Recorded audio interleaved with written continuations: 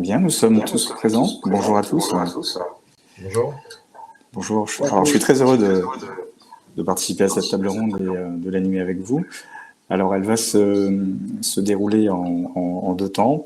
La première, on fera une restitution d'un sondage que nous avions donc mené à la fois en début de confinement. Donc ça, c'est Florian qui va nous faire un retour sur ses résultats. Et puis, pour ma part, on a conduit avec le pôle FinTech Innovation un sondage sur plutôt la fin du confinement. Donc on en fera également la restitution rapidement. Et puis, dans un deuxième temps, on laissera la place et le plateau aux acteurs qui l'ont vécu, donc à Gilles Moïse, à Grégory et à Jean-Marc, pour nous montrer, enfin, voilà, pour nous expliquer et pour surtout témoigner de comment ils ont vécu ce moment et comment ils s'y sont adaptés. Donc, si vous voulez bien, on peut-être commencer par Florian pour Oui, merci. Je ne sais pas si je peux projeter des slides quelque part.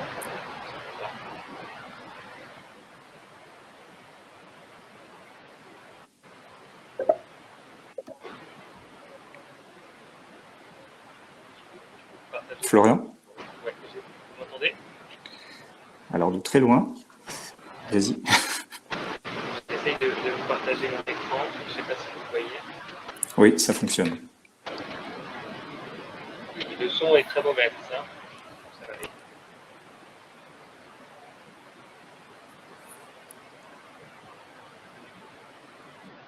Vous m'entendez? Alors, on t'entend, Florian, mais effectivement, le son est pas très bon. Comment je peux faire? Je vais essayer de chercher les écouteurs à l'oreille. Alors, ce sont les joies du direct.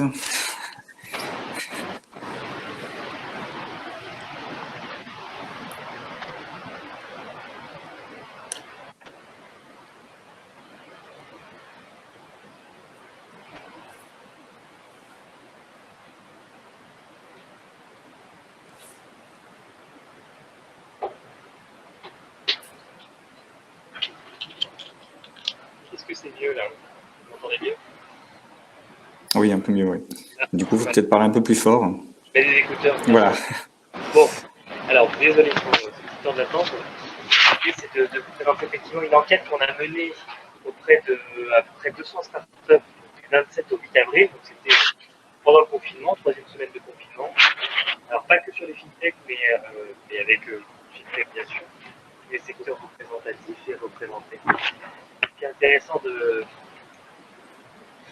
voilà, c'est sur les effectifs avec des tailles de startups et d'entreprises innovantes plutôt bien réparties avec un échantillon représentatif des startups françaises, localisation, des sécurité. Ce qui est intéressant, hein, c'était qu'en début de confinement, il y avait un paradoxe avec un très fort optimisme de la part de ces startups qui à 87% se disaient optimistes et zen face au contexte du confinement, et un tiers très fragile car dépendant effectivement de l'accès aux capitaux, à la croissance. C'est le modèle du startup et des fintech sont pareils, hein, avec des moments de lever de fonds pour pouvoir croître et atteindre une croissance exponentielle qui leur permet d'avoir une certaine rentabilité. Et ça montre bien cette dualité qu'il peut y avoir. On a beaucoup parlé du monde d'après, qui ne se fera pas sans innovation et sans innovation responsable. Ça montre que le capital risque est une industrie qui est par nature sensible au changement. Et quand il y a crise, il y a aussi opportunité.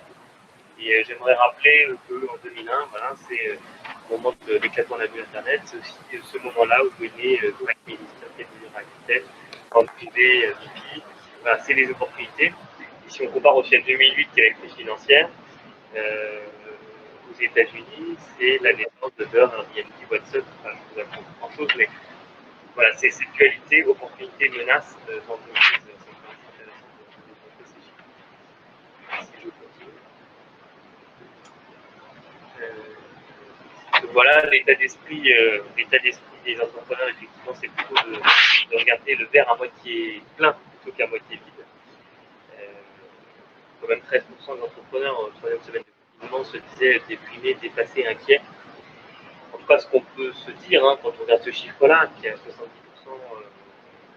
les entrepreneurs sont mobilisés, c'est peut-être un signe de résilience de l'écosystème permis par les incubateurs, les accélérateurs, les pôles de compétitivité comme Finance Innovation dans le monde de la FinTech. Sans doute lié aussi à l'éducation à l'entrepreneuriat, aux nouvelles formations. Je pense que toutes les formations liées aux nouvelles technologies, notamment aux métiers digitaux dans la finance, c'est des bons outils. Mais aussi le rôle des investisseurs, a été assez crucial, le rôle de BPI France, des VC, des CVC, du crowdfunding et toute cette, finalement, cette myriade de partenaires investisseurs qui permettent de voir l'avenir plutôt du bon côté. Et puis un retour de l'économie de l'immatériel. Je continue, pour pas être trop long. Sur l'état des fonds propres face à la crise, là on trouve 3 groupes de startups. Le capital, c'est le carburant de l'économie des startups et notamment des fintechs. Ça permet de faire de la R&D, de financer de la R&D pendant un temps et de trouver son modèle économique pour créer de la valeur future.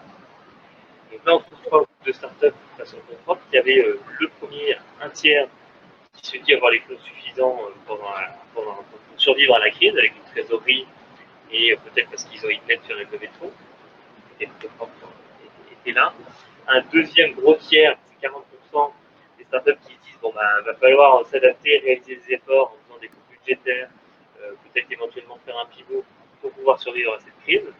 Et puis, dernier petit tiers, là, c'est vraiment celle qui exprime en disant on va vers de vraies difficultés financières, mais je ne suis pas certaine, moi en tant que startup, de survivre. Donc voilà, quand même 2 tiers des startups qui ont des difficultés, ce qui vient relativiser le vent d'optimisme. La réalité du travail, c'est intéressant d'en parler parce que effectivement, le télétravail, les startups et les fintechs savent y faire. 93% des interrogés y ont recours, qui ont eu recours pendant le confinement. Et à la 3e semaine de confinement, seulement 38% avaient utilisé le chômage partiel. Voilà, c'est sans doute un signe d'adaptation permis grâce à notamment nos infrastructures Internet et à l'activité de l'entreprise. Je passe rapidement sur ce diaporama sur les besoins de conseil des startups pendant le confinement. C'était la trésorerie, et je pense que les fintechs ont joué leur rôle pendant cette crise sanitaire. 2, la communication, que ce soit interne et externe, et 3, la valorisation. Et je finis sur 2 dernières petites slides, si j'ai encore le temps. Quelques minutes, ouais. Alors, je finis sur peut-être cette slide-là. Le monde d'après, avec ou sans les startups et sans les fintechs, c'est important maintenant de vite retrouver l'hypercroissance possible dans cette économie de l'immatériel et du numérique. C'est le premier point. 2, il va falloir retrouver un équilibre entre l'offre et la demande de financement capital. Il va falloir que les investisseurs jouent le jeu, puisqu'on sait que c'est un cycle vertueux, le financement des startups et des fintechs. C'est les réussites futures qui financent les prochaines. Donc c'est important. Et que finalement, il y a un soutien qui, avec des mesures anticycliques comme le gouvernement a pu le faire, c'est très important de pouvoir consolider l'écosystème et le faire muter pour que tout s'écroule. Et je finis sur cette dernière slide qui est un signal intéressant, c'est que quand on regarde l'indice boursier, effectivement, la bourse a décroché pendant la crise sanitaire.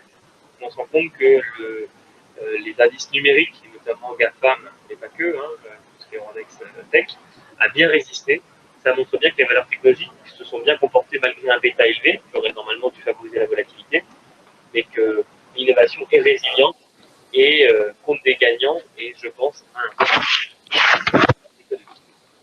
Voilà. Merci beaucoup, Florian. Merci beaucoup pour cette restitution. On aura l'occasion effectivement de la repartager avec les autres intervenants.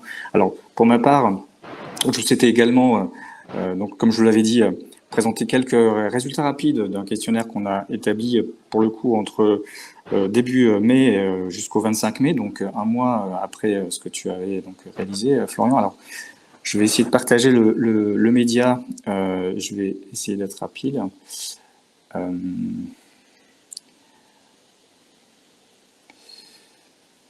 Alors, donnez quelques secondes.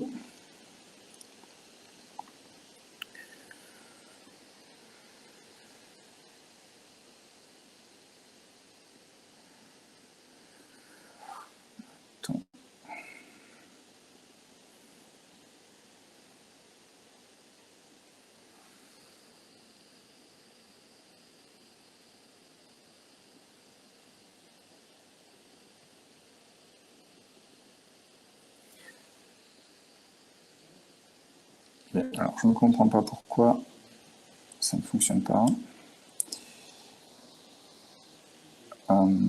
Toc.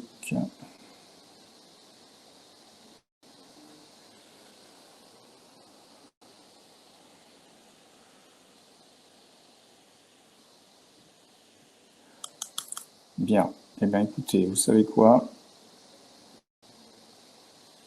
Je vais vous faire la conclusion, en fait, les conclusions rapidement à l'oral, hein, pour aller rapidement. Alors, c'est la plupart des conclusions recoupent un petit peu ce que tu avais trouvé, Florian. Alors, nous, de notre côté, ce qu'on avait voulu, on va dire, observer, c'était de faire une photo de comment le FinTech du pôle, donc avec un ciblage plus, les FinTech, Finance et Innovation, avaient traversé cette crise et les pistes qu'elles avaient identifiées pour le monde d'après. On se doutait bien que certaines d'entre elles allaient être très touchées, mais on voulait en savoir un peu plus, notamment en termes d'impact sur l'activité, sur les modes de travail, et puis sur comment elles envisageaient l'avenir. D'abord, côté impact, sur le CA, on a observé que 20% de ces sociétés avaient constaté une hausse de leur activité. C'était intéressant. Donc un petit quart d'entre elles avaient connu une hausse. Bon, évidemment, une majorité, 69%, avaient connu une baisse de l'activité, voire une baisse significative pour un bon tiers d'entre elles, plus de 50% de baisse d'activité. Donc un impact certain. Ensuite, une conviction forte qui a émergé, c'est que pour ces sociétés, l'impact de la crise est vu comme durable pour 56%. On a ensuite voulu savoir quel était l'impact donc sur l'activité au quotidien. Et elles nous disent tous avoir adopté pour une grande majorité une réponse agile et réactive au contexte, avec d'une part la mise en place de nouveaux rituels dans la vie au quotidien, avec des morning calls, des pauses de café virtuels, bon, autant de moments pour recréer du lien là, qui s'était un peu perdu.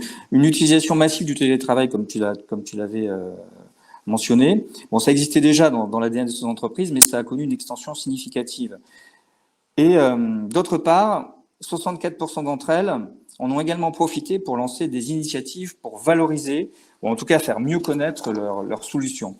Par exemple, tu as 40% qui ont exploré de nouveaux usages, un gros quart qui ont communiqué au travers de webinars, on en parlait tout à l'heure avec aussi M. Winowski, un bon quart qui a mis en œuvre des usages servant l'intérêt général, et 15% qui ont donné libre accès à leurs solutions pour exploration vers des prospects ou des clients potentiels. Bien sûr, tout ça s'est fait dans un contexte difficile. Pour les 2 tiers d'entre elles, elles ont vu des reports de contrats ou de rendez-vous clients.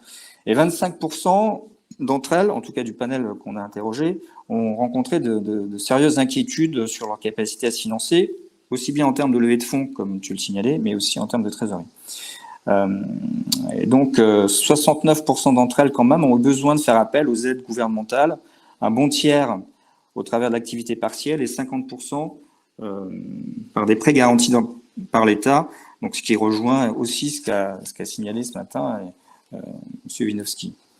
Bon, la bonne nouvelle, quelque part, c'est que ce temps de l'épreuve a montré l'extrême résilience et la capacité d'adaptation de l'écosystème. Un bon tiers a vu cette épreuve comme pouvant réorienter leur activité vers de nouveaux marchés géographiques ou de nouveaux secteurs d'activité. Et 69% estiment que la crise a fait émerger de nouveaux axes de développement avec de nouveaux partenariats et de nouvelles solutions, de nouvelles activités. Donc ça a aussi permis, voilà, un peu forcé peut-être par le contexte, de se réorienter et de quelque part de se réinventer. Et ça fait écho, bien sûr, à la résilience dont tu parlais tout à l'heure. Alors, ça n'empêche pas non plus, enfin, je voulais aussi nuancer, il y a quand même 5% de notre échantillon qui ont quand même été obligés de remettre en cause, enfin, c'était une remise en cause de leur raison d'être et de leur activité. Alors, on avait fait un distinguo entre celles qui avaient connu une augmentation de leur activité, une baisse de leur activité, pour voir quelles avaient été des actions, on va dire, différenciatrices entre les deux. Et elles sont notables, notamment sur comment elles ont profité pour mieux valoriser leurs solutions. Celles qui ont connu une baisse de l'activité ont vraiment mené beaucoup plus d'actions, donc à 70%, comparé à celles qui avaient connu une augmentation de leur activité. Et pareil pour les axes de développement, à 80%, celles qui avaient connu une baisse d'activité ont vraiment cherché de nouvelles possibilités, de nouvelles manières de se développer. Voilà, donc c'est, on va dire, rapidement le constat, en tout cas les principales conclusions de cette étude que nous avons menée. J'aimerais maintenant laisser la place aux acteurs, hein, vraiment à ceux qui l'ont vécu, pour qu'ils nous fassent un témoignage, voilà, de comment ils ont traversé cette période et comment ils envisagent la suite. Alors peut-être commencer par Gilles, si tu veux bien. Très bien, je me mute. Bonjour, Ouais. ouais, bien sûr. Donc effectivement, période de confinement, voilà, je crois qu'on a fait un peu comme tout le monde. Enfin, comme ça a été rapporté déjà, nous, on avait une pratique du télétravail qui était déjà assez importante. Donc, on a assez naturellement switché dans ce nouveau mode. Donc ça veut dire aussi, comme tu le disais, également mettre en place effectivement un peu des rituels, des calls le matin, des calls le soir, etc. Mais ça s'est fait relativement bien. Donc, en termes d'organisation, ça a bien fonctionné. Nécessité, effectivement, d'être quand même très en lien avec tout le monde, notamment avec certains qui, par exemple, vivent tout seuls dans un petit studio parce que ce sont des étudiants jeunes diplômés. Donc, voilà, il faut quand même être un peu là et justement mettre en place ces points réguliers pour garder le contact. Ça, c'est quand même important. Mais sinon, ça s'est plutôt bien passé au niveau de l'équipe. On a également organisé une fois par mois une sorte de grand Zoom, enfin une sorte de grand webinaire comme celui qu'on fait là, pour voilà, tenir aussi un petit peu au courant de ce qui s'est passé d'un point de vue sales, d'un point de vue projet, d'un point de vue dev, etc. Ça, c'était des points qui étaient importants. Ouais. Et puis, c'est vrai que là, depuis effectivement la fin du confinement, malgré tout, un besoin de retrouver tout le monde. Et donc, de dire, il se trouve qu'en plus, pendant le confinement, il y avait des travaux en cours parce qu'on s'est agrandi là récemment. Et donc, du coup, besoin de dire, voilà, les locaux sont prêts, on peut se retrouver, il y a largement assez de place pour respecter les règles de distanciation. Il y a du gel hydroalcoolique aux différents endroits de l'entreprise. Il y a des masques, etc. Donc, comment dire, il y a eu ce passage un tout petit peu délicat où on sentait qu'il y avait une volonté de déconfiner. Et nous-mêmes, on sentait vraiment un besoin de se retrouver. Parce que c'est vrai que quand ça fait 3 mois qu'on ne s'est pas vu, on a quand même besoin de s'asseoir autour d'une table pour se mettre au même niveau. Et donc, ça, tout en respectant effectivement les consignes du gouvernement. Donc, ce qu'on a fait, mais donc voilà, et heureusement, on sent que les choses s'allègent un petit peu à ce niveau-là, ce qui est quand même plus simple d'un point de vue opérationnel. Donc, ça, c'est vraiment sur comment ça s'est passé à l'intérieur et à l'extérieur. Alors, ce dont on s'est rendu compte, nous, chez Recital, on fait des solutions de traitement automatique du langage et du texte. On traite automatiquement les emails et puis on a une plateforme qui permet de retrouver très rapidement de l'information et de l'extraire automatiquement. Donc ça, on avait le sentiment, et il a été renforcé durant cette crise, que ça, ce sont quand même des solutions du monde d'après. C'est-à-dire que, a fortiori, post-Covid, on aura besoin d'outils de plus en plus puissants qui permettront aux gens d'être plus autonomes. Pourquoi? Parce que, typiquement, pour rechercher de l'information dans des milliers de documents qui parlent de produits bancaires, produits d'assurance, et donc une de nos solutions, aujourd'hui, les gens travaillent sur un plateau et vont, par exemple, dire « Ah, toi, là-bas, est-ce que tu te souviens sur l'assurance auto, quel était le taux de franchise des classes, etc. » Aujourd'hui, ça se passe beaucoup comme ça. Ce qui est bien, c'est qu'en fait, on est dans l'oral. On profite du fait qu'on a des sachants autour de nous pour leur poser directement la question et on répond à notre client de la sorte. Et pourquoi pas, je veux dire, c'est très bien. Mais c'est vrai que plus on ira vers des solutions de travail à distance, moins on aura cette capacité-là. Alors, on pourra toujours le faire via un Skype ou via un Slack, mais c'est quand même moins simple que quand la personne est juste en face. Et donc, les solutions qu'on propose qui permettent de retrouver l'information de manière autonome hyper rapidement, s'inscrivent typiquement dans cette dynamique-là. Donc là, tu es plutôt optimiste donc, pour la suite et oui, tu le vois de cette façon. D'accord. Oui, exactement. Et c'est ce qu'on a senti pendant la crise aussi, c'est qu'en fait, on n'a pas eu de projet annulé. D'accord. Pourquoi? Parce que en fait, les gens nous disaient oui, il y aura probablement des arbitrages à faire, mais ce n'était pas nos solutions qui étaient arbitrées parce qu'ils disent oui, c'est vrai que le traitement automatique de mail et la capacité à rechercher l'information dans nos bases documentaires de manière hyper rapide, c'est sûr qu'on en aura besoin après. Donc, Donc, merci Gilles, merci. Alors si tu le veux bien, on va maintenant peut-être écouter le point de vue d'une autre société, peut-être Jean-Marc, voir comment de ton côté ça s'est passé, comment tu vois aussi et tu envisages la suite. Oui, bien sûr. Comme disait un peu Gilles, d'un point de vue interne, bon, je pense qu'on est dans des sociétés de toute manière, dans des environnements où le télétravail est quand même très utilisé, et donc de ce côté-là, on peut dire qu'il n'y a pas vraiment eu de soucis en fait majeurs à devoir se confiner. Comme disait Gilles, je pense qu'il y a potentiellement en fait eu quelques sujets à regarder justement au- par rapport aux situations personnelles que pouvaient avoir certaines personnes. Mais de façon générale, on est quand même dans des environnements où le travail à distance est assez généralisé. Donc, c'est quelque chose qu'on a suggéré très facilement.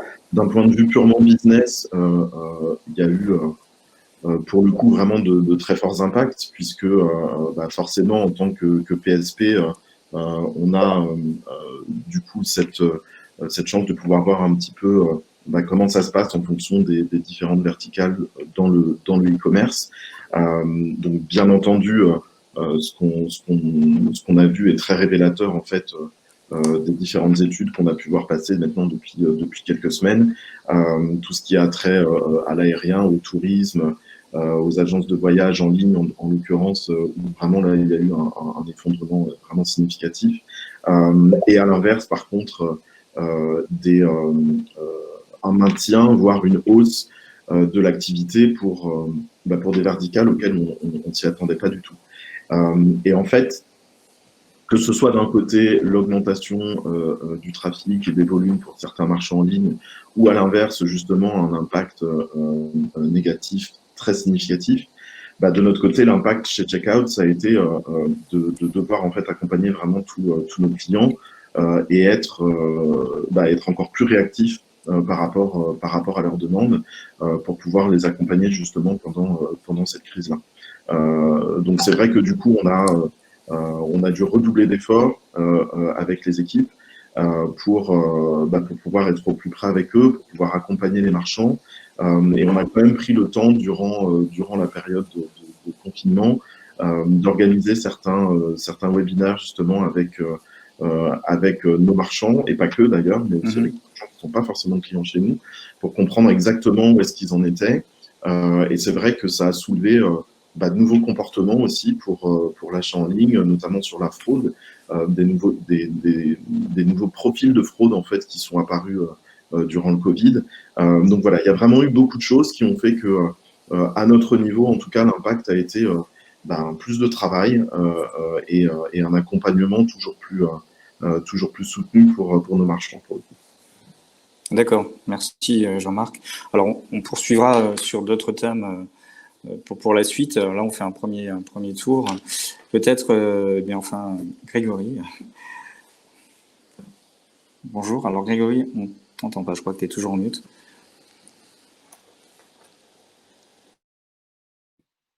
Voilà, vous m'entendez? Oui. Bon, parfait. Bonjour à tous. Pour remettre un peu de contexte, MangoPay, nous on est une solution de paiement dédiée au marketplace, aux plateformes de crowdfunding et aux fintech. Aujourd'hui, on opère sur toute l'Europe, près de 2500 clients, et on met principalement à disposition une API ultra sécurisée, flexible et en marque blanche. Nous, comment on a réagi au Covid? Pour nous, on n'a pas eu énormément d'impact au niveau des équipes, parce qu'effectivement, on a un plan de continuité qui est bien en place depuis longtemps, et toutes les équipes sont équipées pour travailler en télétravail. Donc, du coup, et en plus de ça, on a confiné nos équipes quelques jours avant le confinement officiel. Donc, du coup, le switch a été assez progressif, et quand bien même il y a eu un peu un effet de surprise les 2 premières semaines, la dynamique est venue assez rapidement, et l'enjeu, ça a été plus pour nous d'écouter nos clients, de les rassurer. Il y en avait beaucoup qui paniquaient, et d'être vraiment proche d'eux pour les rassurer. Donc derrière, nos premières actions, ça a été, suite à cette écoute, d'essayer de mettre en place des initiatives pour les accompagner.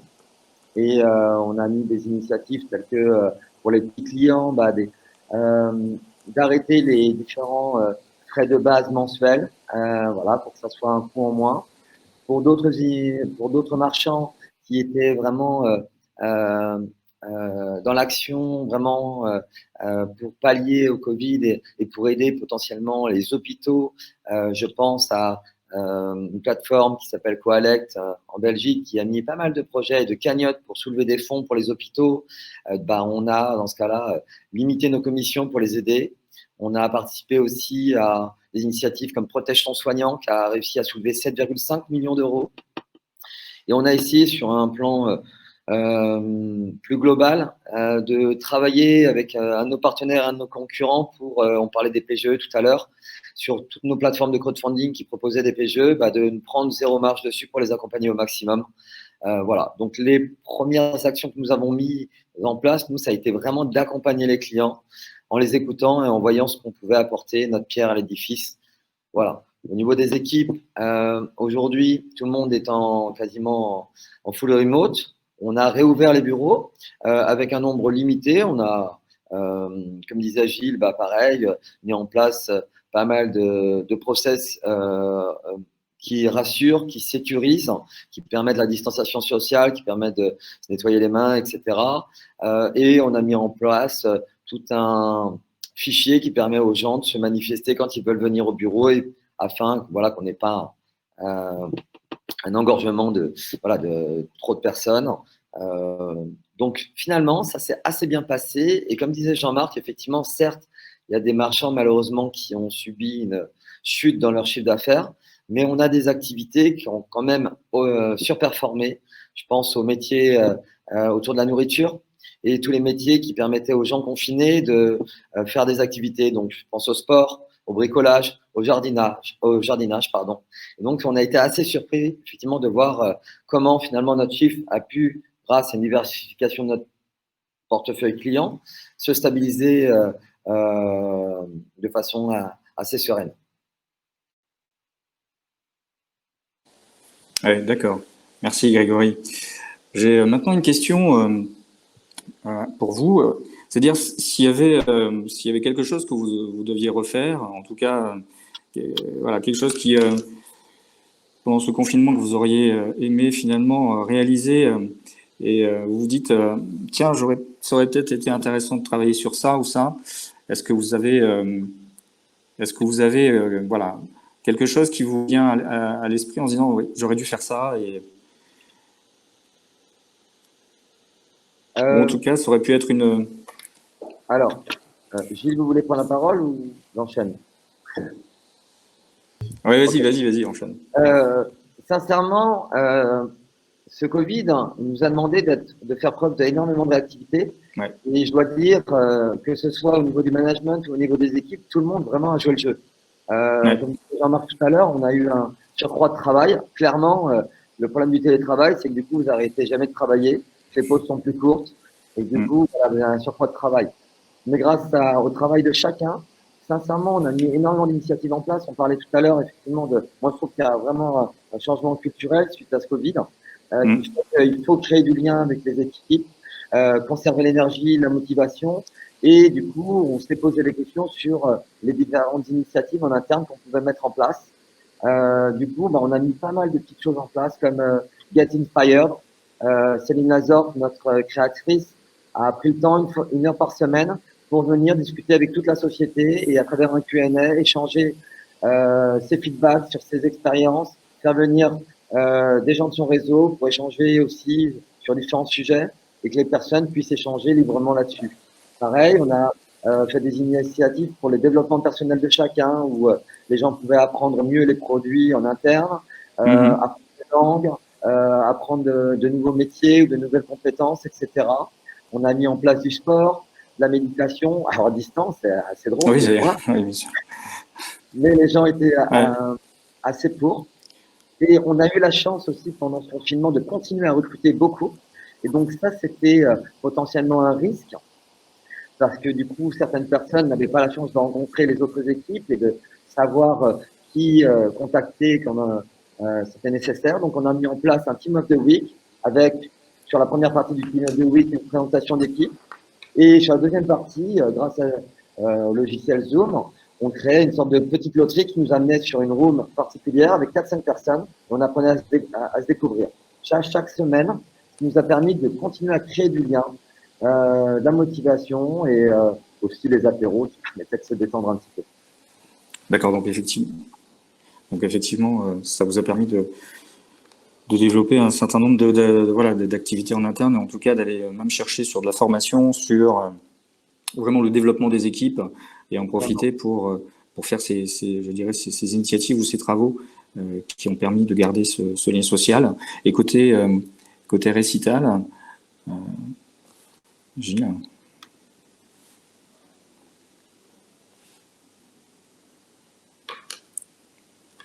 Alors Gilles, tu es en mute. C'est bon.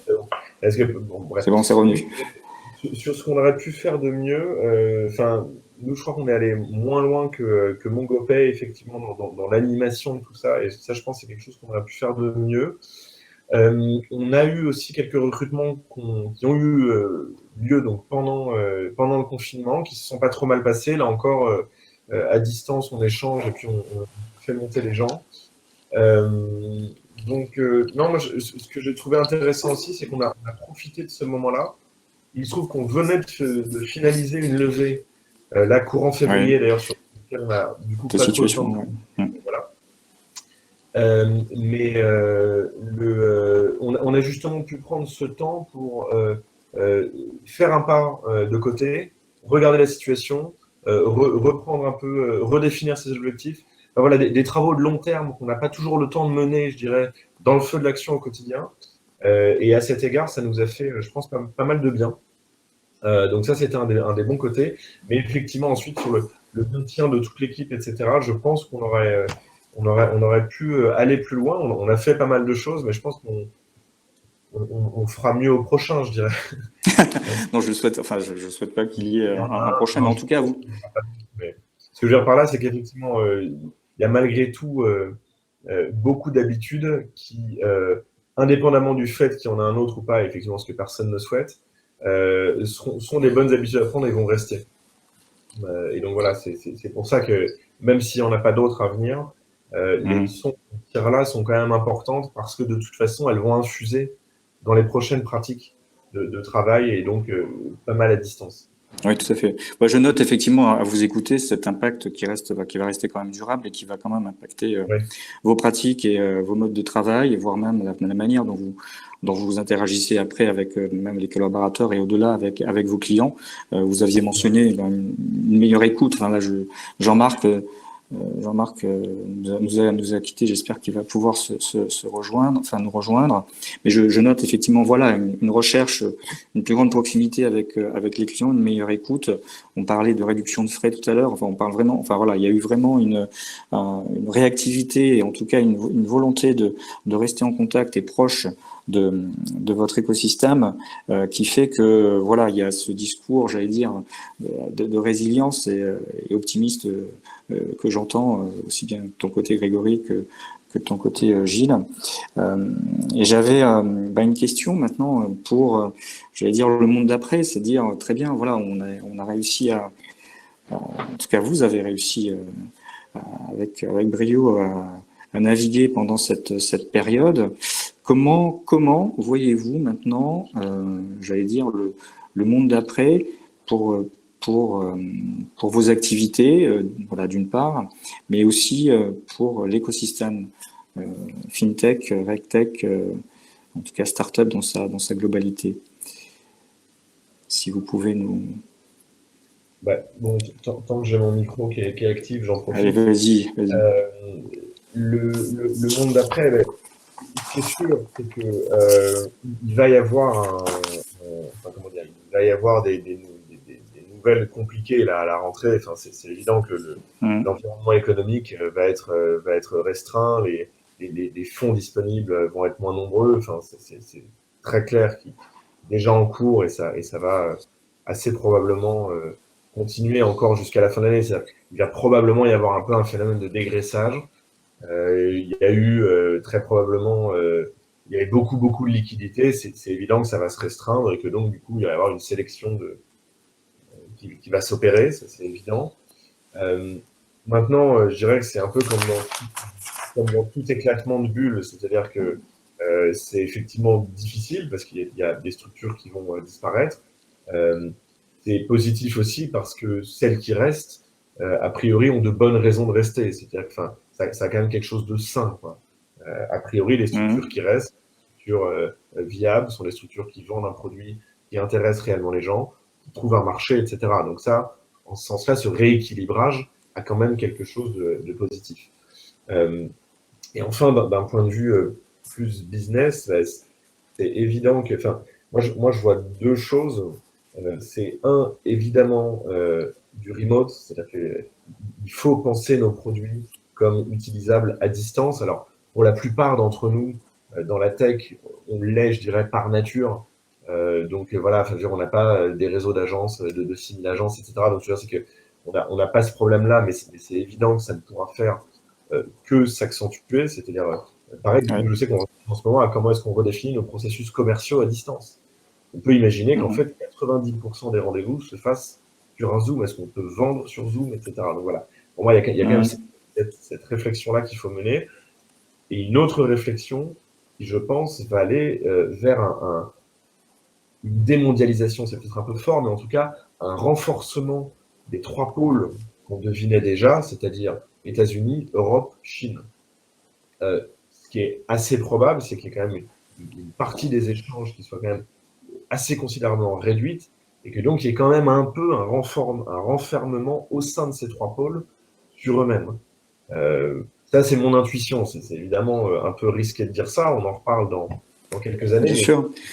Ce dont j'ai l'impression, donc autrement dit, le discours de la souveraineté, le discours de l'entreprise européenne, qui est pas mal celui qu'on porte chez Recital, je pense, va avoir un écho particulier au vu de ce phénomène un peu de démondialisation post-Covid. Mais du coup, Gilles, si je continue sur ce que tu évoques, ça veut dire pour l'activité, par exemple, de Recital, tu penses que tu vas devoir réagir ou en tout cas modifier des choses par rapport à ça?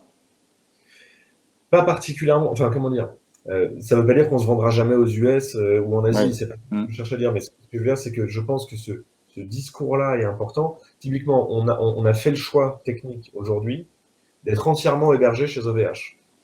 Donc de n'être ni chez Amazon, ni chez Microsoft, ni chez Google. C'est aujourd'hui un positionnement qui plaît de plus en plus aux clients. Parce qu'effectivement, ils disent, c'est vrai qu'avec le Patriot Act aux US, et puis, je dirais, la culture du gouvernement chinois d'observation, de s'immiscer dans la vie privée, c'est vrai qu'avoir des gens qui disent on est entièrement hébergé en France, chez un acteur français, de capital français ou européen, est un vrai facteur de réassurance. D'accord. Merci. Et de ton côté, Grégory? Alors, du coup, je vais rebondir tout d'abord sur, sur l'interne. Moi, je pense qu'il y a quand même un petit challenge sur lequel on est nombreux à se poser des questions. C'est qu'on a parlé de full remote, mais moi, je pense au futur remote aujourd'hui. Parce qu'effectivement, on voit beaucoup de sociétés qui n'ont pas prévu de faire revenir leurs employés avant potentiellement 2021. Pas mal de sociétés comme nous font des rotations.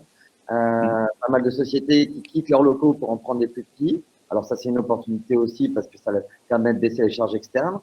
Mais effectivement, il va falloir repenser le futur, permettre aux gens de plus télétravailler et voir comment on peut quand même permettre aux gens de venir au bureau. Donc ça va être un challenge assez intéressant avec des opportunités néanmoins. Pareil, sur le lien avec les clients, comment on va repenser effectivement la stratégie commerciale et le lien avec nos clients. Complètement. Il n'y a rien de plus sympathique que de passer un déjeuner avec un client ou de le voir en face à face. Sur un ordinateur, malheureusement, on est dispersé par pas mal d'autres informations, Slack, email, etc. Ça va être un challenge assez intéressant. Côté business, Alors, c'est que d'un point de vue solution de paiement internationale, avec un portefeuille très diversifié qui nous permet de mesurer un peu le risque, je suis assez optimiste. Moi, j'ai vu des choses assez intéressantes au vu à la suite du Covid ou pendant le Covid. D'abord, un cas assez intéressant sur l'Italie, l'Espagne, le Portugal. On a vu que jusqu'à maintenant, une des solutions de paiement qui prédominait, c'était le cash. À cause de la distanciation sociale, les gens ne pouvaient plus payer par cash. Donc, il y a des nouvelles solutions qui ont émergé. Il y a de plus en plus de gens qui sont allés sur Internet, ont découvert de nouvelles solutions de paiement. Donc, ça a permis de faire émerger de nouveaux usages et permettre d'augmenter le taux de pénétration Internet. Donc, ça, c'était assez intéressant. Côté vraiment des business qui ont vraiment sorti leur épingle du jeu, bah, on a vu des clients comme La Roche-Piluri qui a complètement explosé pendant ce Covid. Et on se rapproche aussi de l'idée du local en plus de ça. Côté adaptation aussi, il y a beaucoup de business qui ont fait preuve d'adaptabilité, de réactivité. Et donc, ça va nous demander peut-être dans le futur de suivre cet exemple, d'être vraiment très réactif. Et je prendrai l'exemple de Pupkin, qui a du coup, du jour au lendemain, mis en place une application dédiée aux petits commerçants pour qu'on puisse payer via leur application, via un QR code et surtout sans contactless. Donc, je pense qu'il va falloir diversifier un petit peu pour limiter le risque. Il va falloir effectivement faire preuve encore plus de réactivité et d'agilité. Mais je suis assez optimiste, sincèrement, en tout cas, vis-à-vis d'Internet. Et dernier point, je suis assez d'accord sur le challenge mondialisation versus local. Oui. Moi, ça m'intéresse beaucoup. En plus de ça, les circuits courts, c'est assez intéressant, c'est assez positif. Et on a pu voir effectivement, juste à la sortie du Covid, que malgré que le tourisme était énormément en chute, il y a le tourisme qui a redémarré de façon locale, avec effectivement les locations locales, les locations de véhicules locaux, etc. Donc, moi, je crois beaucoup en cela. Est-ce que ça va perdurer dans les décennies? Après, c'est un autre challenge. Mais je suis assez optimiste. Voilà.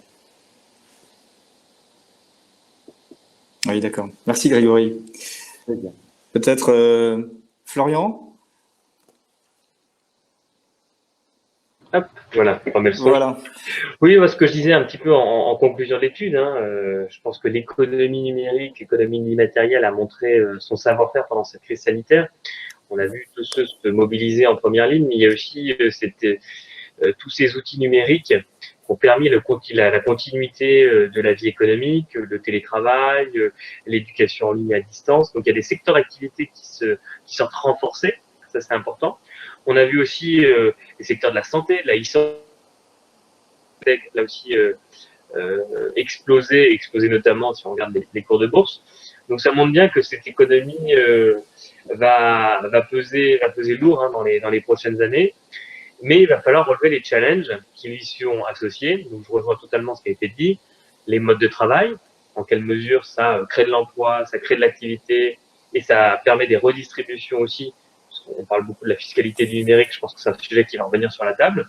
C'est important que ça contribue à cette économie des facilités essentielles que sont la fibre, les routes, etc., l'information de ceux qui pourvoient au poste dans nos startups et fintech. Ensuite, il y a l'enjeu de la souveraineté, bien évidemment. Et je pense que c'est un sujet qui était présent. Donc, du choix des chaînes de valeur, du choix de l'hébergement des données, ça va revenir sur le devant de la scène. Et puis, il me semble intéressant aussi d'être sur le défi, je l'avais un peu évoqué, le défi de la responsabilité. Il y avait déjà la raison d'être qui était en débat. Maintenant, je pense qu'on va aller plus loin parce qu'il va falloir réconcilier ces technologies, ces fintech, avec les préoccupations sociétales que sont l'environnement, que sont le social, que sont la gouvernance. Donc tous les critères ESG, je pense, vont avoir beaucoup de sens pour le suivi aussi du développement de ces nouvelles entreprises. Voilà un peu mon sentiment. Oui, un peu Merci Florian pour ton analyse également et ce panorama. Moi, j'avais peut-être une dernière question pour Gilles et Grégory. C'est de dire, lors de ce sondage, on a effectivement vu à la fin qu'il y avait quand même 70% des fintechs qui allaient chercher de nouveaux axes de développement, en tout cas essayer de trouver voilà, soit des partenaires ou des nouvelles solutions ou de nouvelles activités. Je voulais savoir si dans votre cas, ça a éveillé ou en tout cas ça a fait émerger voilà, de nouvelles choses vers lesquelles vous souhaitiez aller ou que vous souhaitiez réaliser.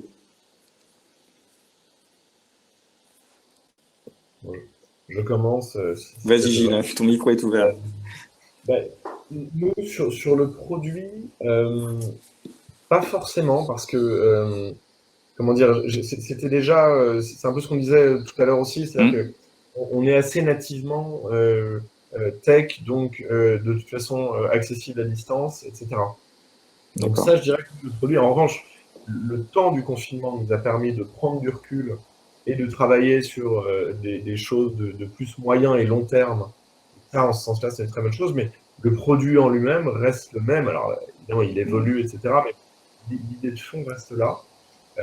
On a été effectivement renforcé dans notre production, comme je disais juste avant, sur les aspects souveraineté, hébergement européen, etc.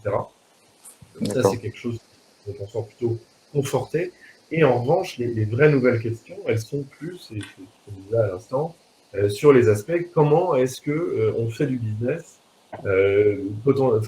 beaucoup plus à distance. Vous disais Grégory, c'est vrai qu'à un déjeuner, il n'y a rien de tel pour se rencontrer. Ouais, c'est sûr. C'est quand même beaucoup moins convivial. C'est moins convivial, oui. Et voilà, non mais c'est ça, c'est comment est-ce qu'on redéfinit, mais je dirais que c'est plutôt les process autour, ou le produit. Ce qu'on fait pour continuer à animer une communauté, nos account managers, nos sales, etc. C'est surtout ça. D'accord, merci. Et de ton côté, Grégory? Alors c'est pareil, de notre côté, on a les derniers mois, les dernières années, on a mis énormément de choses en place, côté produit, côté process, donc les choses sont déjà assez bien établies et comment dire, positionnées dans la roadmap. Donc là-dessus, il n'y a rien qui est trop remis en question. Par contre, c'est vrai que depuis 18 mois, on a mis une stratégie comment dire, très locale, où on ouvre justement des bureaux de plus en plus dans les pays pour mieux comprendre chaque pays, chaque comportement utilisateur, chaque besoin client, vraiment chaque marché. Et aujourd'hui, ça nous a vraiment conforté vraiment dans ce choix. Derrière, ça demande aussi beaucoup de travail pour récupérer justement les points différenciants de chaque pays versus les points qui sont un petit peu internationaux.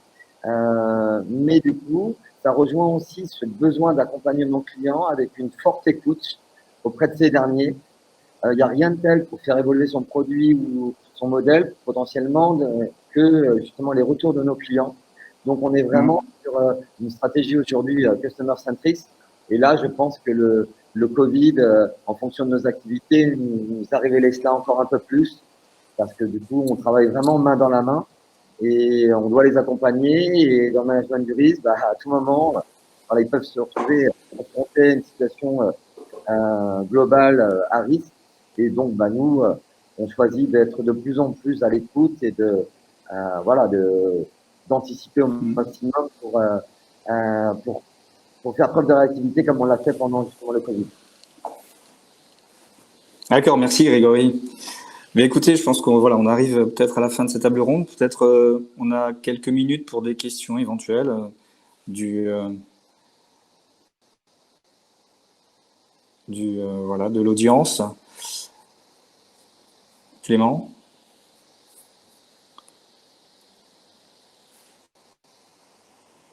Alors Clément ne nous entend pas. Bonjour à tous, excusez-moi. Oui, Clément. Alors, on a perdu en cours de route Jean-Marc, j'ai l'impression. Tout à fait. Jean-Marc nous avons effectivement annoncé qu'il avait un rendez-vous. Très bien. Et qu'il en était désolé.